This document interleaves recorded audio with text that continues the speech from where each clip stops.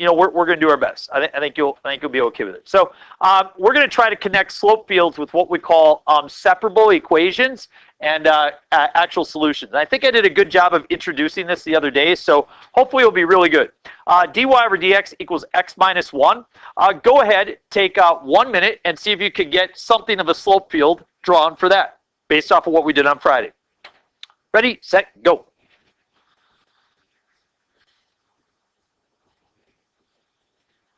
About 30 more seconds.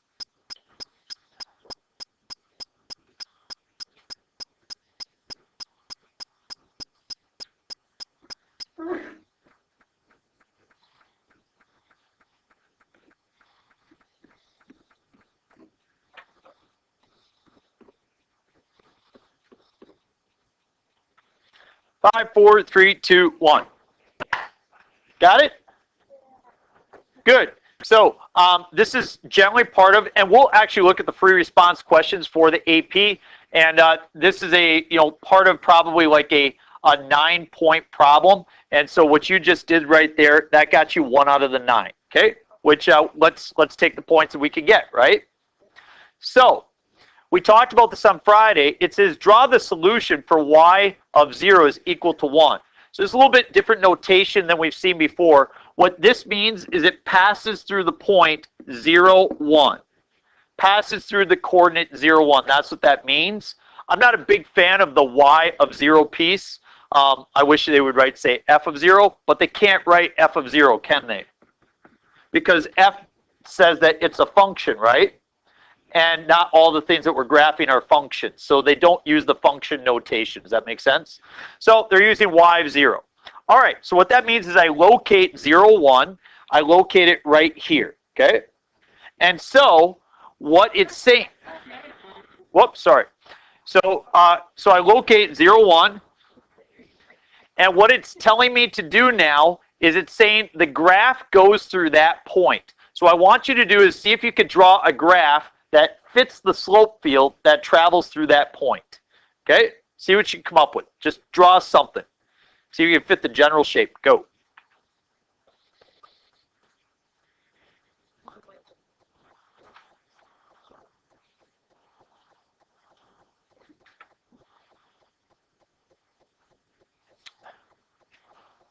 Five, four, three, two, one. Okay, so tell me why this shape is wrong. Everybody agree it goes against the slopes? So at this point, you want to be drawing a slope of about -1. It goes completely contradictory to the slopes that you see. Everybody see that? Okay, so how about this? What if I draw this as a slope, okay? Does that work? No, it's better at this spot, right? But it's contrary to what we see there, and it's contrary to what we see there. And so the shape that you hopefully drew was, you can see that it's headed down like this, and as you follow it, it's going to get more steep. So a steeper graph, and then it should bottom out, and then it kind of head back up. So I'm looking for a parabola type shape. Does that make sense? Okay, I see Lauren doing the happy dance here. Okay, so Freddie's like, yay. So you did that, you get another 2 points, or you get another point. So now all of a sudden you got 2 out of 9. So those first 2 are pretty reasonable, aren't they? Somebody describe the solution that we came up with. What's its shape? So what does that tell us about the equation? Like if we were to come up with the equation, it would be x squared. Everybody see that? So what we're trying to teach you today is to come up with what we call the general solution and the particular solution. The red is the particular solution. Particular. Oh.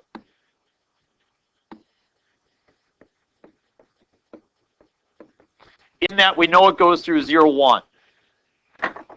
The general solution would be that, something like the green or something like the black. We don't know exactly where it goes. We know the general shape, but we don't know the original point it passes through. Do you see that? So let me show you the process, and we're going to build on this. Today is just a very introductory day, and we're going to build on it tomorrow. Okay? So it says determine the general solution, and here's how it goes. dy over dx is equal to x minus 1. That's where we start 100% of the time. Notice that the topic is called separable differential equations. Separable differential equations. Differential means that you are given a derivative.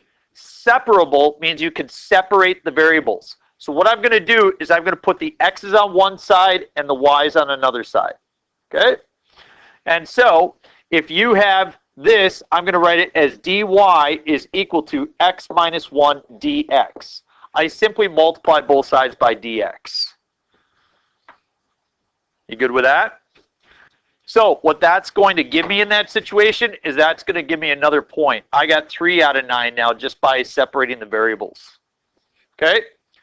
Now, if they want the original equation, can everybody see I'm going to have to take an antiderivative? So we're going to take the antiderivative of both sides. The antiderivative of x minus 1 dx. Okay, this is easy peasy. We've done this before. What do you got? Good. X squared over 2 minus x plus a constant.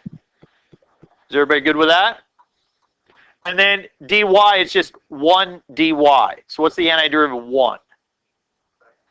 You would say x, right? So if y is the variable, then the antiderivative is y. Now, a lot of people say, well, I'm going to put y plus c on that side as well.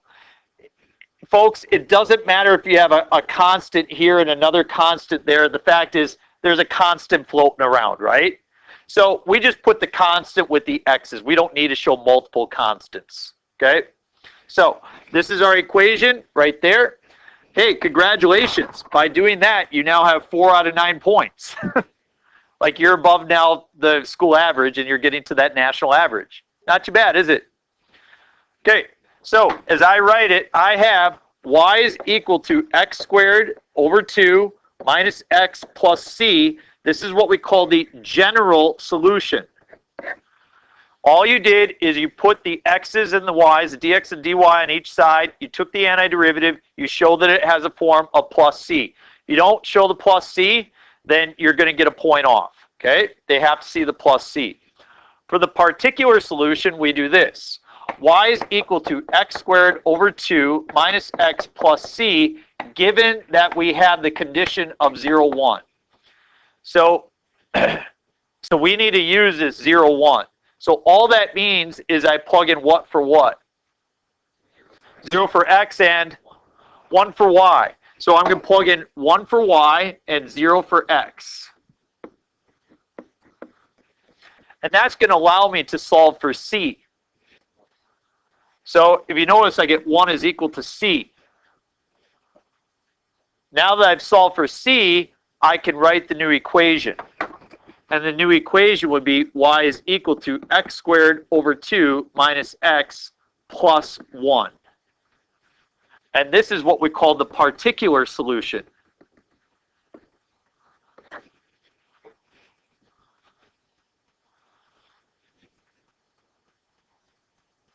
What do you think about that? That is the most basic example that I can give you. Are you ready for something just slightly more challenging? Okay, good. So by that point, you're like, well, where did the other 5 points come from? You get to this, you're probably 6 out of 9, and then the other 3 points would come through some other type of topics. But you can see it's not too bad. So let's look at this. Determine the general and particular solution for the following. So I want the general solution. I've got to get x's and y's on both sides. Any idea how I can get the x's and the y's on over? Yeah, let's just cross multiply. So we're going to multiply the y over here, and I get y dy is equal to x dx. By just separating variables, you get a point. And I get your free responses back. And I look at them, and I can tell who did not do that. And when you did not do that, yes, I changed the way I think about you. Okay? Yep, and that's happened to me twice. Got the hand turkey from somebody. They didn't believe I'd actually see it. And when they came back to visit, I reminded them they gave me the hand turkey. So, and when they asked for the letter of recommendation, I said, go shopping elsewhere. So, hey, I bust my butt for you. I hope you do something for me other than a hand turkey. So that's pretty bad stuff. All right, y dy equals x dx. Now what?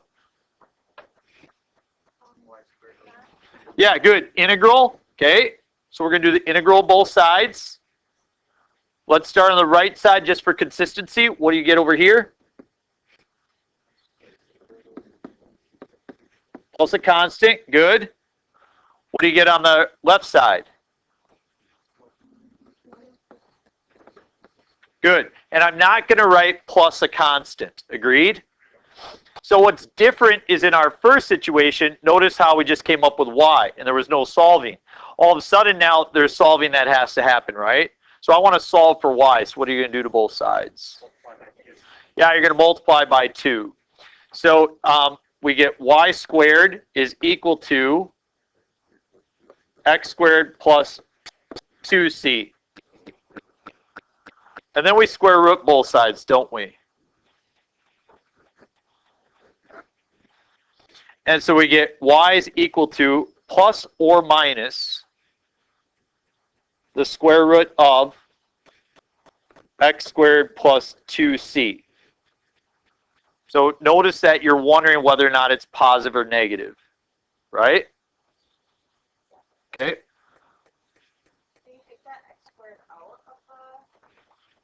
If it was x squared times 2c, then you can remove that out because it's multiplied. When it's added, you can't. Any question there? We all good? So that's the general. We now need to find the particular.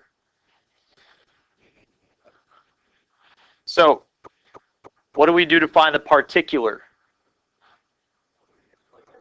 Plug in what for what?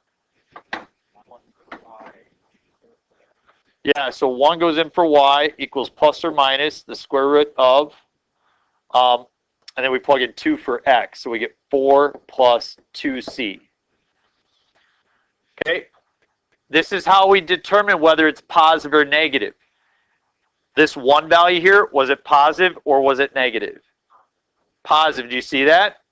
So if they would have given us, instead of 1, 2, if they would have given us 1, negative 2, then we would have chosen the negative result, right? See the difference? Yeah. Okay.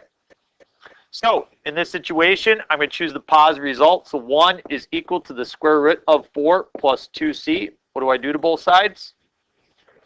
Square, and I get 1 is equal to 4 plus 2c. Negative 3 is equal to 2c. Yep, so negative 3 halves is equal to c. So now I can write my particular solution,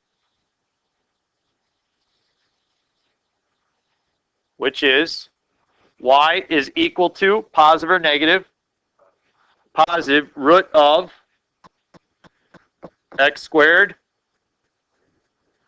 yep, minus 3, because if you take the negative 3 halves and multiply it by 2, you get that, yep. Yep, got to plug it back in. So this is our solution. That's our particular. See the difference? Okay. Yes, question. How do you know what is the y? Given this initial condition right here. That goes in for x, that goes in for y. So if that was y of negative 1, would that square root still be positive? Yes. Yep. So in this one, we plugged in 0 for x and 1 for y. Yeah, why didn't you do that for the second one? Why did The y equals 1. Because so we used 1 for x, we used 2 for y. I'm sorry, 1 for x and 2 for y. Did I not do that? You said 1 for y. Oh, I'm sorry. No, okay, I see what you're saying. Yeah, so sorry about that, folks. Yeah, this should be our x and this should be our y. Okay, yeah. And did I plug it in that way? No. No. So let's go back and redo that real quick. Sorry. Yep, you're absolutely right. All right. So we said 2 is then equal to the square root of, what is it? 1 plus 2c. Okay. So that's going to be our, that's what we're going to use to solve. We square both sides, we get 4 is equal to 1 plus 2c. Oh, do we? Oh. 3 is equal to 2c. So 3 halves is equal to c. So y is then equal to the square root of x squared plus 3, we said? Okay, yep, that's that. Okay, let's try one more, and I'm going to direct you to a couple problems in your assignment. What's different about this one? Yeah. So I can't really cross multiply, can I? What I'm going to have to do is I'm going to multiply both sides by dx. So I get dy is equal to y over x dx. Are you okay with that? So I multiply both sides by dx. And the second thing I'm going to do is I'm going to divide both sides by y. Or 1 over y dy is equal to 1 over x dx.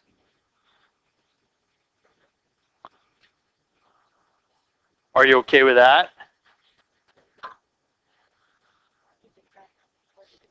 So then I divided by y. Dividing by y is the same as 1 over y. Multiplying by 1 over y. Okay, so separating the variables. So you can see sometimes separation variables is a little bit more complicated than just what we started out with. So what's my next step? What do I do? Antiderivative.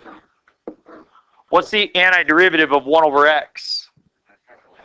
Yep. So now you can see why we just covered those antiderivatives, right? Why that was part of this unit. So we got natural log of absolute value of x plus a constant. Yes? And then natural log of y, absolute value of y on that side.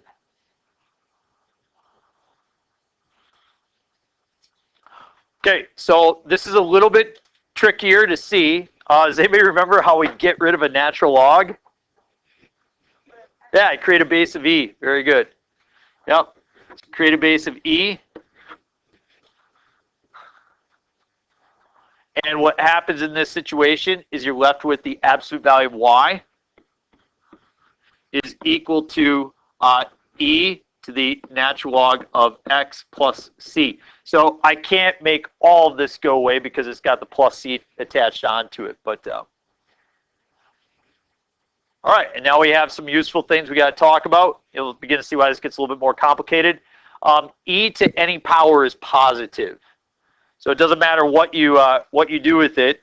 If you take watch this, I'll plug it in. Go to my calculator. If I go e raised to the 9th power, I get a positive number. If I take e and I raise it to the 0.5 power, I get a positive number. If I take e and raise it to the negative 589th, I still get, oh, it give me zero, it's estimated, but you get a positive value. E to some power is never negative. So this absolute value, we could just say y is equal to. And now I'm going to write e to the natural log of x, absolute value of x, excuse me. And then I'm going to write times e to the constant.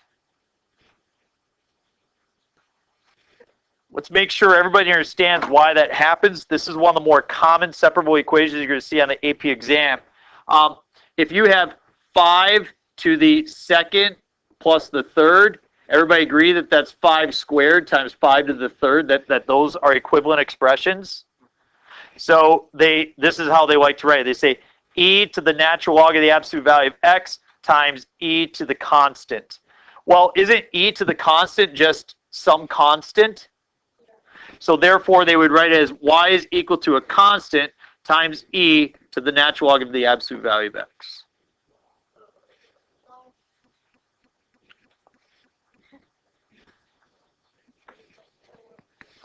What if you put the C after the E? Yeah, what's that? You put the C after the E still, right? Yeah, they'd like to see it. This is how you're going to see it expressed in all the answer keys and everything. So, yeah, so we're going to use up this. We're going to use up this absolute value here right now. what do we plug in for x and what do we plug in for y? Yeah, you plug in 2 and 2. So that's the general solution. Let's come up with the particular. And when you come up with the particular, you get 2 is equal to c e to the natural log of, what's the absolute value of 2? 2.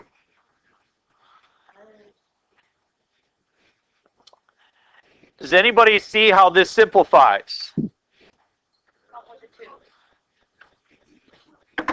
E to the natural log, everybody see that cancels? No?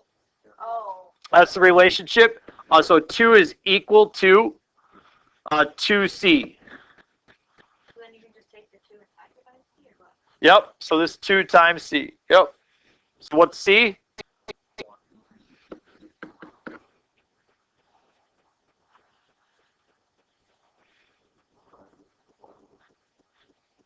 Now there's one that is- So there's a few ways that you could write this particular solution. I'll show you a couple ways. Yep, you need to put that 1 back in. You could write it as y is equal to 1 times e to the natural log of the absolute value of x.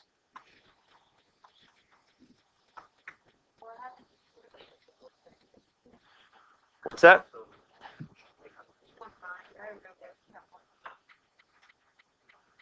Just plug it in. Right? You